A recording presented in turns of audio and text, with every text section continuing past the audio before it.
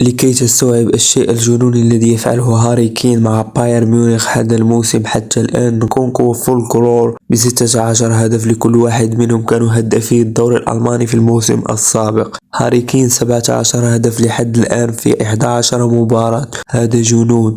الإعصار الإنجليزي هو أول لاعب في تاريخ الدوري الألماني يسجل 17 هدف في أول 11 مباراة له بالدوري. ويذكر أن ليفاندوفسكي في أول موسم له مع البايرن سجل 17 هدف في 31 مباراة.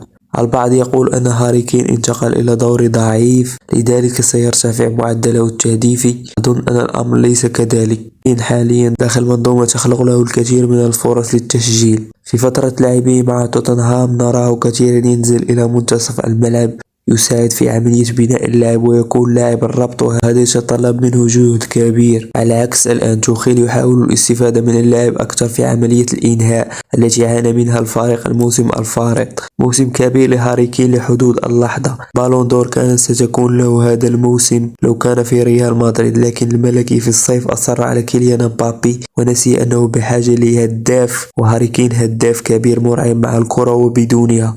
هاري كين يقدم موسم خرافي حاليا مع بايرن ميونخ في مختلف المسابقات. الإعصار بدأ في تحطيم الأرقام القياسية وتسجيل الأهداف في أول موسم له في دوري مختلف وفريق جديد، لكن لا شيء صعب على الإنجليزي المتألق ويحظ منتخب إنجلترا بهذا الجيل. هاري كين، جود بيلينغهام، ستونز، ساكا، تريبير، ماديسون، ديكلان رايس. منتخب إنجلترا حاليا أقوى منتخب في أوروبا بالمشاركة مع المنتخب الفرنسي والبرتغالي. في انتظار أوروبا ستكون نار نار.